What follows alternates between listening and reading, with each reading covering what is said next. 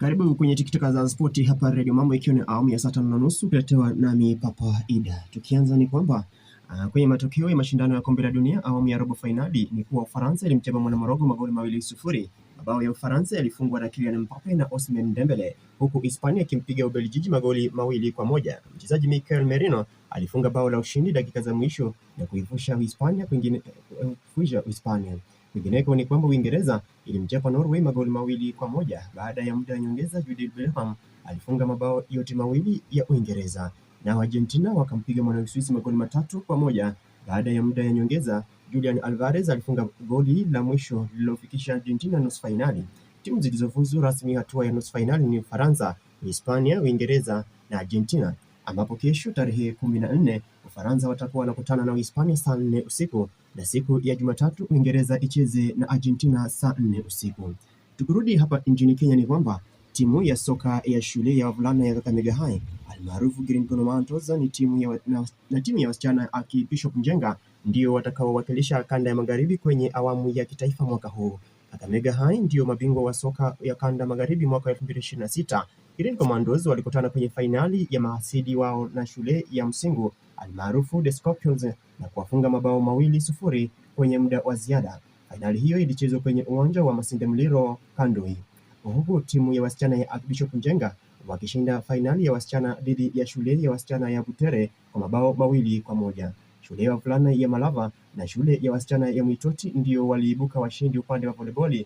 Timu ya raga ya wavulana ya shule ya Bokoli na timu ya wasichana ya Mbagalo ndio walikuwa mabingwa kwa mchezo wa raga. Timu ya wasichana ya St. Monica Mbukola ndio walikuwa mabingwa wa netball. Mashindano hayo ya kitaifa yatafanyika katika kaunti ya Kiambu. Ingineko ni kwamba timu ya Kenya Juniors Harambee Starlets ilipata ushindi wa mabao 3-1 dhidi ya Afrika Kusini hapo jana kwenye uwanja wa Nyayo na kuwapa ujumla wa mabao 5-1 baada ya ushindi wa mabao 2-0 kwenye mkondo wa kwanza, mechi iliyofanyika nchini Afrika Kusini. Ushindi huu wa kihistoria imewezesha timu ya Junior Starlets kufuzu kwa fainali za kombe la dunia la FIFA la chini ya miaka 17 zitakazofanyika nchini Morocco. Gaudensia Maloba alifungia Junior Harambee Starlets bao la kwanza kwenye dakika ya 70.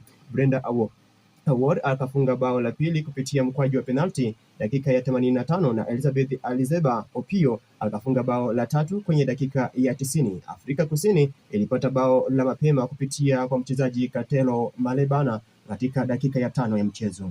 Tukisonga mbele ni kwamba Senegal wamemfuta kazi kocha Pape Thiaw baada ya kuondolewa kwa maumivu kwenye kombe la dunia, huku nguli wa Arsenal Patrick Vieira akitajwa kuwa miongoni mwa wanaoweza kuchukua nafasi yake. Thiaw mwenye umri wa miaka 45 aliongoza kampeni iliyokatisha tamaa, ambapo Senegal ilipoteza mechi zake mbili za kwanza za hatua ya makundi dhidi ya Ufaransa na Norway. Ushindi wa mabao 5-0 dhidi ya Iraq uliwapa kumaliza katika nafasi ya 3 na kufuzu kwa hatua ya 32 bora. Hata hivyo, safari yao iliishia mapema baada ya kuondolewa kwenye mashindano, jambo lililosababisha shirikisho la soka la Senegal kumtimua kocha huyo. Kwa sasa Patrick Vieira anatarajiwa kuwa mmoja wa wagombea wakuu wa kuchukua nafasi yake.